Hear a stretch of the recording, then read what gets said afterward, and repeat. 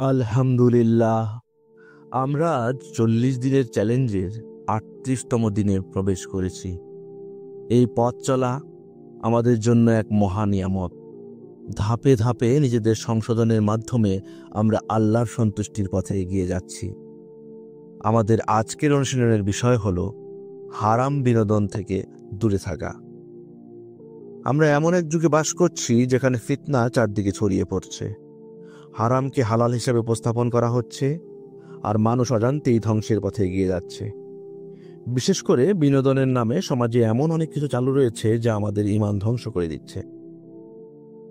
কোরআনে আল্লাহ তাআলা বলেন সূরা লুকমানের 6 নং আয়াতে, মানুষের মধ্যে কিছু লোক আছে যারা আল্লাহর পথ থেকে গাফিল করার জন্য অনর্থক কাহিনী, অশ্লীল গান, কবিতা, কাহিনী কিনে নেয় এবং তারা এসব নিয়ে উপহাস করে। এদের জন্য রয়েছে লাঞ্ছনাদায়ক শাস্তি।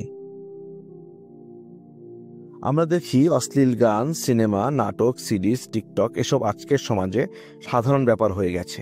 অথচ এসব বিনোদনের পেছনে যে ধ্বংস লুকিয়ে আছে তা আমরা উপলব্ধি করতে পারছি না। গান ও বাদ্যযন্ত্র সম্পর্কে রাসূলুল্লাহ সাল্লাল্লাহু আলাইহি ওয়াসাল্লাম বলেছেন, আমার উম্মতের কিছু লোক অবশ্যই ব্যভিচার, রেশম, মদ ও বাদ্যযন্ত্রকে হালাল মনে করবে। অশ্লীল সিনেমা, পর্নোগ্রাফি এগুলো ঈমান ধ্বংসের অন্যতম মাধ্যম। এসব চোখে দেখা মানেই হৃদয়ে বিষ ঢুকে যাওয়া। একবার অভ্যাস হয়ে গেলে তা ছাড়তে কষ্ট হবে।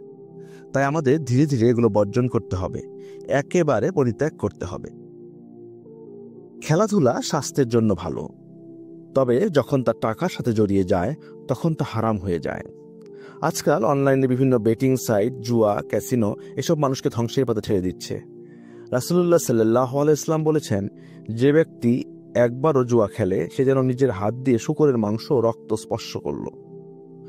আমাদের বুঝতে হবে, গান, অভিনয়, নাচ, বেটিং, ক্যাসিনো, নাইট ক্লাব এসব কোনো বিনোদন নয়, বরং এগুলো শয়তানের ধোঁকা। এই যুগে ফিতনার যুগ বলা হয়, কারণ মানুষ এসব হারাম কাজকে স্বাভাবিক মনে করছে এবং এগুলোই হালাল বানিয়ে নিচ্ছে। আমাদের আজকের অনুশীলনের বিষয় হলো, আমরা হারাম বিনোদন থেকে নিজেকে দূরে রাখবো।